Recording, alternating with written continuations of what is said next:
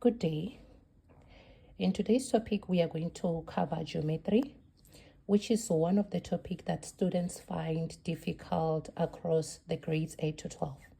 So in this topic, we are going to focus on geometry of straight lines, which comprises of three things: a point, a line, and an angle. So can you define a point? If no, a point is just a dot. Just like this. Can a point move? No, it can move. Can it fight?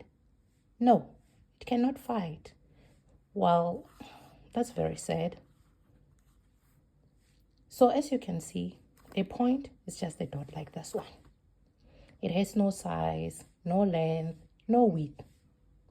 It is just a position, just like where you're seated right now. Now, as you can see, the point has no size. It is just a position. So let's say we have 2 points joining hands, or 2 or 3 more points joining hands.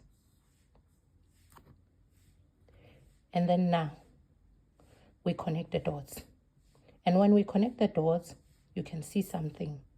And that's something that is from we call it what? A straight line. So a straight line means it does not bend. It is just straight, just like your ruler. Mine looks like a little bit bent since I don't have a ruler with me now. But you know that a line is just straight and it has no curves. So a straight line is like this. But then, do you see any arrows? No, there are no arrows. So now we draw arrows on both sides of the line. Something like this. Or I will draw something longer. It has to be something like this. And when we have something like this, it moves. It means our line moves forever. And forever means it never ends. So these arrows at the end sides or at the end points of our line means the line moves and then it never ends. Meaning it moves until infinity. So if we draw something like this, it's a curve. It's no longer a line. So a line must be straight. So you must use your ruler to draw your line. So we can define a line as infinite set of points, or we can define a line as an object that is formed by infinite points. So from a line, we get the following. We get something called a ray. And then what is a ray? A ray is an object that begins at a certain point like this, and then it goes up until infinity, just like the line, you see. And then now it starts at a certain position and it extends into a certain direction. And then from the line, we also get something called a line segment. You see, it must be straight. So what is a line segment? It's a part of a line. It is defined to be the shortest distance between 2 points. As you can see, our line segment is formed between 2 points. We can show the things that I was talking about: the point, the line, the ray, and the line segment using letters. So now, a point, we define it using a letter. Use a letter like this, you see. And then now, since a point can be defined using a letter, we can derive a ray, a line segment, and a line from that letter. So let's say we have 2 letters, A and B, which represent our points. And then like that, then we are going to have what? This is our point. And then if we have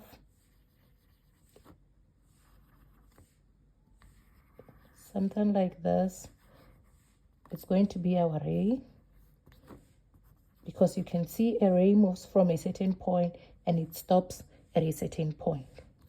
And then if we have something like this, it must be straight. It's what? It's going to be our ray. Our ray starts from a certain point and it extends up until what? infinity, as you can see here. And then if we are referring to a line can be like this because a line has infinite points. Then we can choose a point here, or a point here, or a point here, anyway, and we can give them names. You see. So when two line segments begin at the same point, something called an angle is formed. For example, if we have two line segments, let's say we have line segment, this is our line segment, and then we have another line segment like this. So we can give the points names. We have A, we have B, we have C.